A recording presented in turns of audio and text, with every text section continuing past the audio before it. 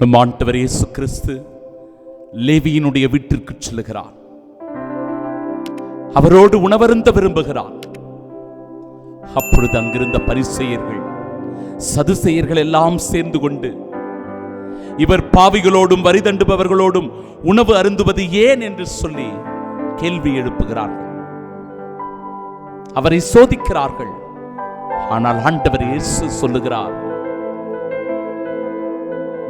நோயற்றவருக்கல்ல நோயுற்றவருக்கே மருத்துவ தேவை, நேர்மையாளர்களை அல்ல பாவிகளையே அழைக்க வந்தேன் என்று சொல்லி, இதோ லேவியை அன்போடு தன்னுடைய இறைப்பணிக்கு அழைப்பதை பார்க்கிறோம். சகோதரனே, சகோதரியே, நாம் பாவியாக இருந்தாலும், ஆண்டவருடைய பார்வையிலே நாம் தீயது செய்து வந்தாலும், ஆண்டவரை விட்டு வெகு தொலைவில் நாம் போனாலும் கூட ஆண்டவர் இயேசு நம்மை தேடி வருகிறார். நமக்கு ஒரு விருந்தொன்றை தருகிறார். அந்த தெய்வீக உடலினால், திரு ரத்தத்தினால் நம்மை நிரப்பி அவருடைய இறை அனுபவத்தை பெறச் செய்கிறார். நமக்கு வல்லமை ஊட்டுகிறார். தகுதியான உள்ளத்தோடு ஆண்டவருடைய திரு உடலை, திரு ரத்தத்தை பெற்றுக் கொள்வதற்கு நான் தயாராக இருக்கிறேனா? ஆண்டவர் இயேசு கிறிஸ்துவினுடைய உண்மையான உணவு என்னை வாழ்விக்கிறது.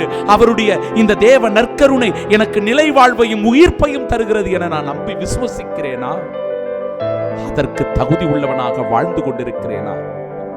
சிந்தித்து பார்ப்போம்.